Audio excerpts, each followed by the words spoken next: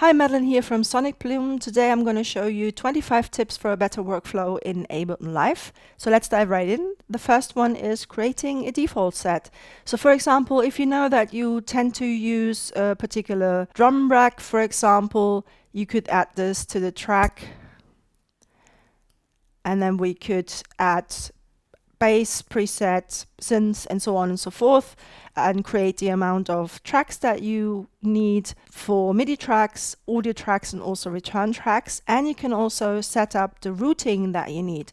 So for example, here in track 4, let's say I want the external in 1 also to be set. In the return tracks, you could also change the presets, add other return tracks. And for example, it might make sense to add the spectrum and a limiter on the main channel. And you could add any other presets that you find useful and that you want to use in your default set. So that's going to be the set that is always loaded when you start live or start a new live set. And then you can also make any key mappings or MIDI mappings that you need. So that can be really useful as well if you have a custom controller that doesn't have its own control surface. And then once you've done all the changes, all you need to do is save live set as default set. And then I could name it, and then when I create a new live set, you see that it's recreated, and it's even recreated with the colors that were in the live set when we set it up. And if you want to get rid of your default live set, you can just simply go into the user library under templates and then delete the live set that you had created. Or alternatively, if you just want to make a few tweaks, simply use the default, make your tweaks, and then save it again. Tip number 2 is templates. So template sets work pretty much the exact same way as the default set. The only difference is they're not automatically loaded when you load a new live set.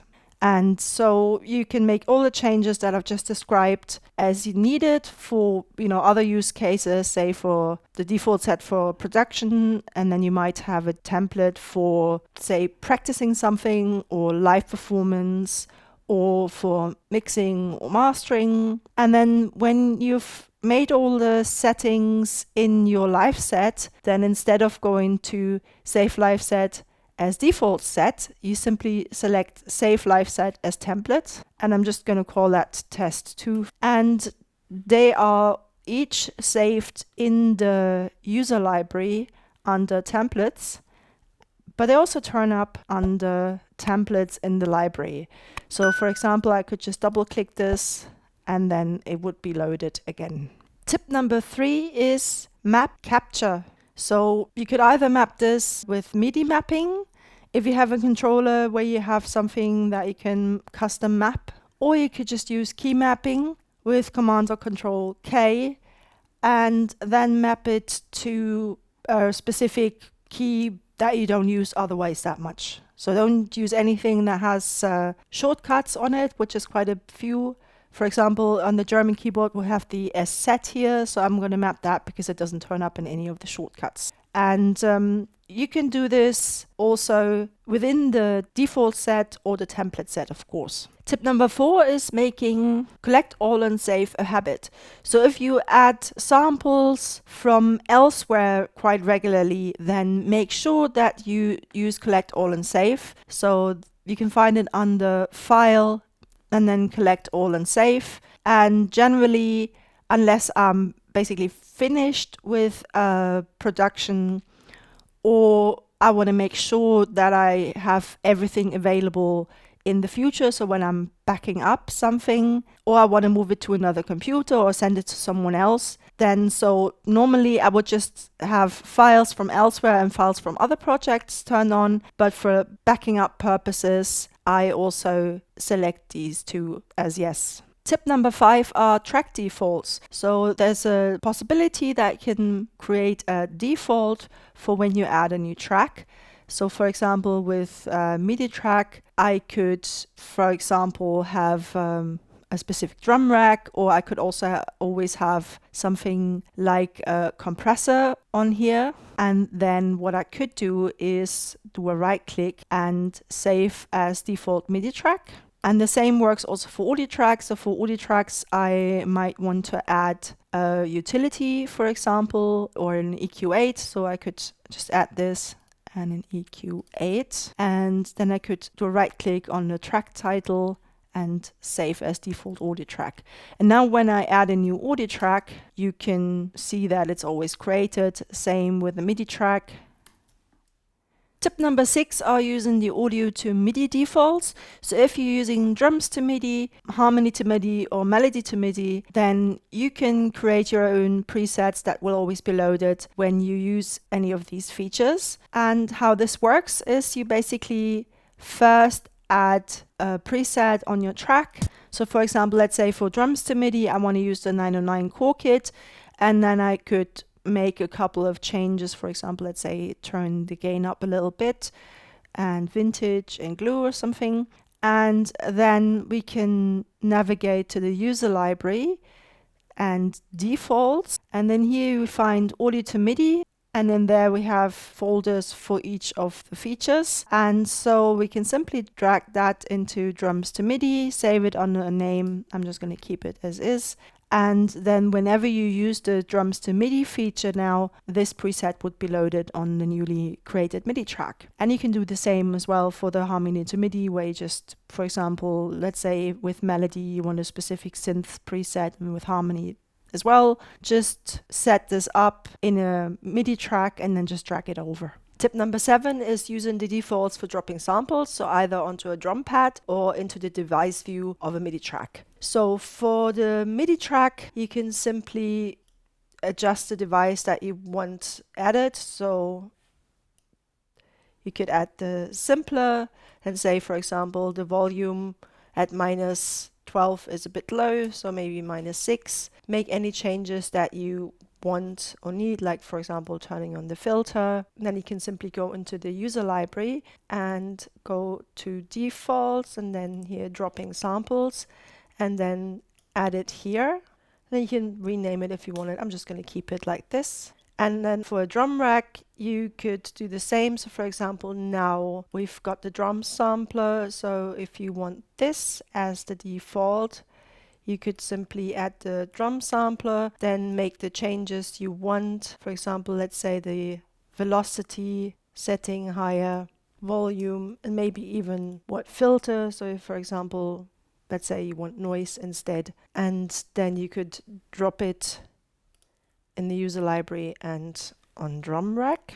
And an alternative is, if you have that already in a drum rack, you can right click on the drum pad and then use save as default pad. You can see if you already have an existing default for that, it will ask if you want to override it. Tip number 8 is creating slicing presets, and you can create more than one and then select. So how this works, for example, you can do this with, if you have sampler, you can use sampler. I'm going to just show this. And for example, I just want the samples to be reversed in this case, so I can turn this on. I can make other changes that I would want that go for the samples when they're sliced. And then I can go to the user library, defaults, and here slicing, and I can simply drop this in, and then I can rename it to reverse. And then when I use an audio clip and use slice to MIDI by right clicking, then I can select the sampler reverse preset here, and it creates 7 zones because it had 7 transients, and I use that, and they're automatically reversed as well. You can also use a drum rack or put anything in a rack, and then even make macro mappings or anything like that, and then save that in this folder, and then this will turn up as the preset. So you can create different ones for different use cases that you might find helpful. Tip number 9 is creating defaults for live devices. That goes for audio effects, MIDI effects, instruments, and all the racks as well.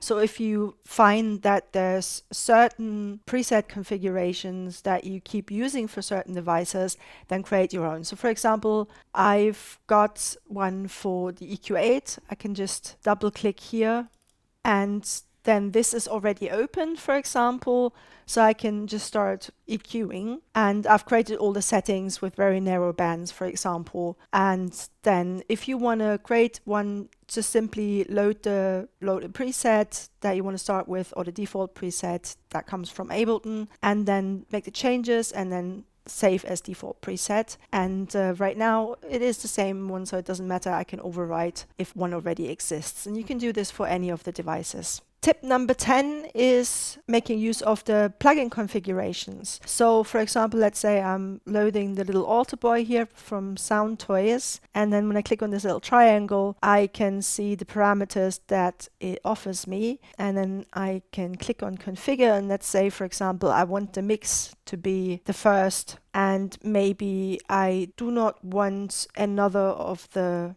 parameters at all. Let's say format link, and I can just simply delete this. I can rearrange things again.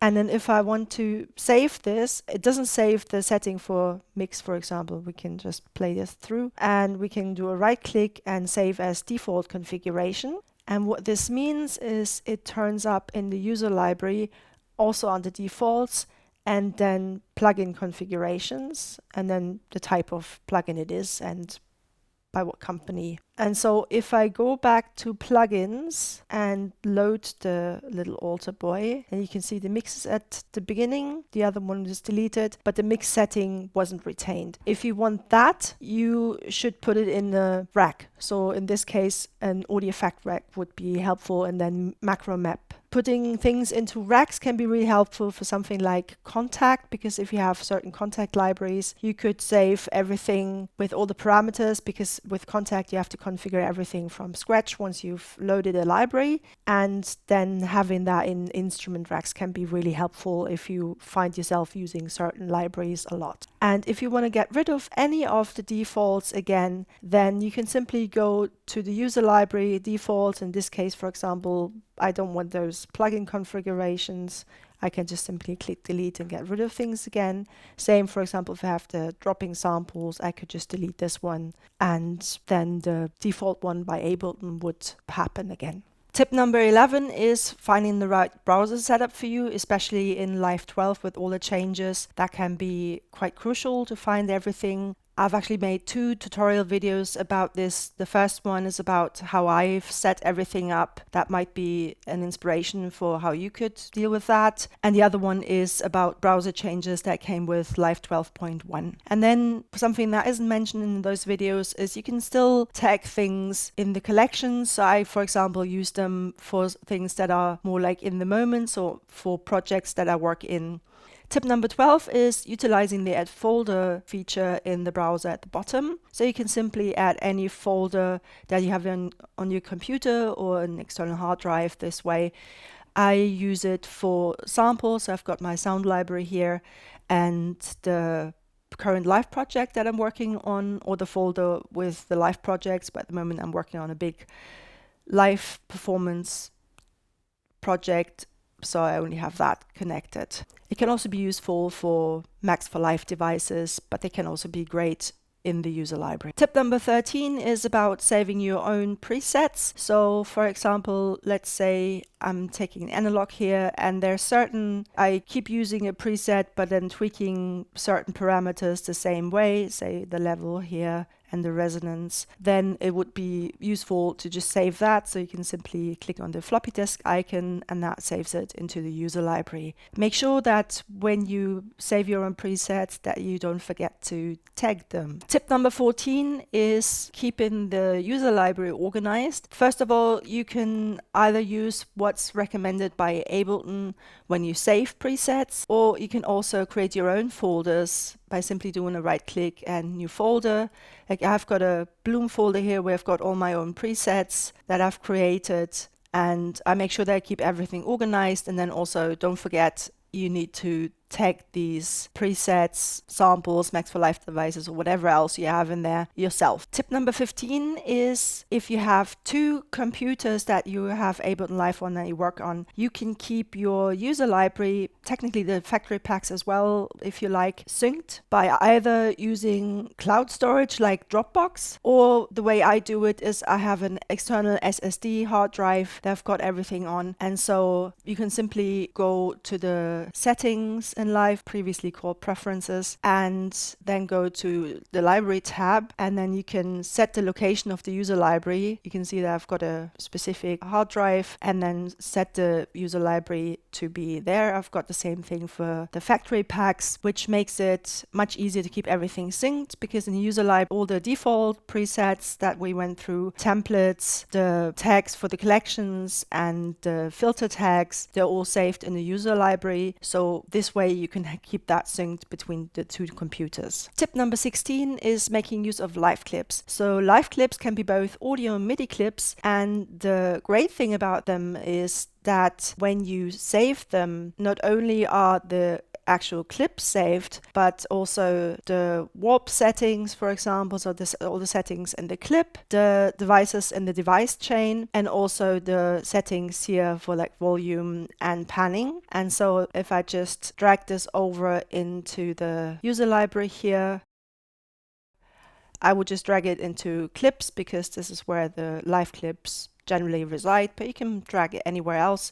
You can also drag it in different places into the current project or any of the folders that you have as well. That's possible. And then if I take this over here, you can see that the warp markers are there, the volume setting is here, and also the resonators that I had put on it. So this way you can have a lot of great ideas ready to start with when you're not coming up with a new idea, for example. Tip number 17 is setting up the live settings for record warp launch. So we can get into that with Command or Control comma, and then go to record warp launch. And I especially want to mention like the count in. You can set up if you want to use the metronome count in. Then if you want arming and soloing to be exclusive or not. Then if you want session automation to automatically be recorded just in ARM tracks or all tracks. If transport should be started with recording, how you want the behavior to be for like warping for like longer samples, for example, or also for shorter samples. Especially the default warp mode can be helpful. I keep it on beats, but you might prefer something else. Then if you want fades on the clip edges to be created or not. And then also if you want a different launch mode. So the trigger is the default, but you might want to explore the other ones if you haven't yet. And then also how the launch quantization works. Do you want it a global or a specific setting? Tip number 18 is making use of the color coding options for tracks and clips. So you can simply right click either on the track header and then select the color, and the same works for clips as well. The way Ableton sees it, the way you can change settings on the settings, is that it's on a per track basis, as you can see here. Others I've seen actually like to do it per section, so verse and chorus or whatever parts you have in your track or song in different colors. So you can see the sections clearly delineated by colors. And then you can also go into the settings in Live under theme and colors, and then set if you want tracks to be auto-assigned a color, if you want you can set the default track color, and also if the clip color should be the same as the track color or not.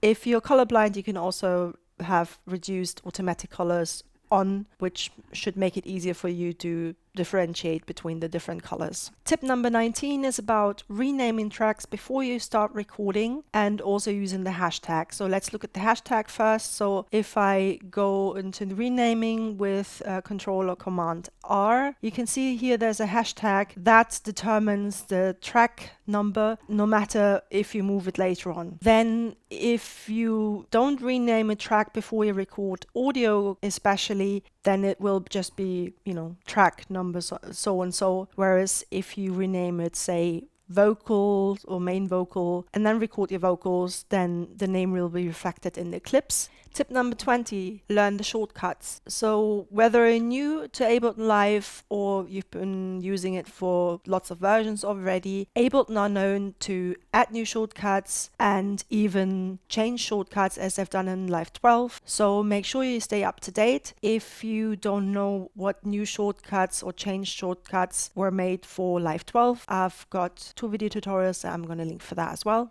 Tip number 21 is duplicate and deactivate. What I mean by that is you can always duplicate a clip or even track with Command or Control D. And then, for example, I can say like, okay, I'm going to try and deactivate certain MIDI notes and see how that sounds for variations. You can do that with 0. This works for MIDI notes, clips, tracks, and even selections within the arrangement viewer. So I can select this and press 0, and this part is deactivated.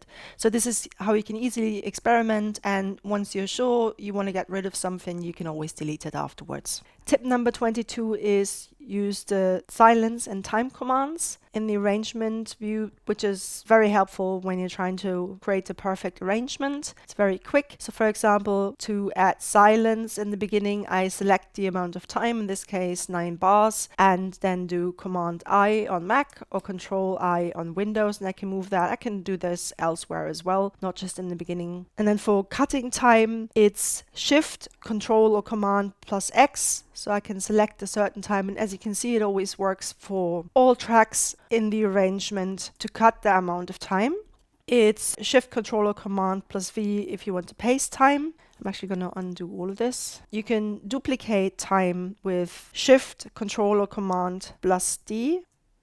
And you can delete it with Shift, Control and Delete. Tip number 23 is using the grouping feature for tracks. So for example, here you can see I've got the rhythm section and instruments. That's only because there's not that many individual tracks. If I have, say, 25 to 50 tracks, I have a lot more groups, and those groups can make it easier for mixing. So you can mix the subgroups first. So you can simply take these groups and do a right click and then choose group tracks, or you can already see the command is either Command G on Mac or Control G on Windows. Tip number 24 is using the quick ways to automate and modulate. So for example, I can go into automation mode with A, select the track panning and then the time span I want, and do a right click and then insert the shape I want. And I can also adjust it as needed. Alternatively, I can use the drawing mode and turn off grid because I don't want any steps. If you want steps, you can keep it on and then simply draw something. Or you can use the modulators here as well. So for example, if I added the LFO to the track, I could map this to the panning, and I can decide if I want this to be modulating or automating. And tip number 25 is taking notes in your live set. You can either do this through the info text, locators, Max for Live devices that exist for this, or the lesson hack. And if you want to know more about this, I'm going to link a tutorial where I go into detail about how all of these work. And a little bonus tip, if you get any new plugins or hardware, make sure that you familiarize yourself with them so that you can actually use them to their full extent and not just presets, for example. This also goes, of course, for all the live devices. That's it. I hope you found this useful. If you did, don't forget to like, share, and subscribe, and I'll see you next time. Until then, bye.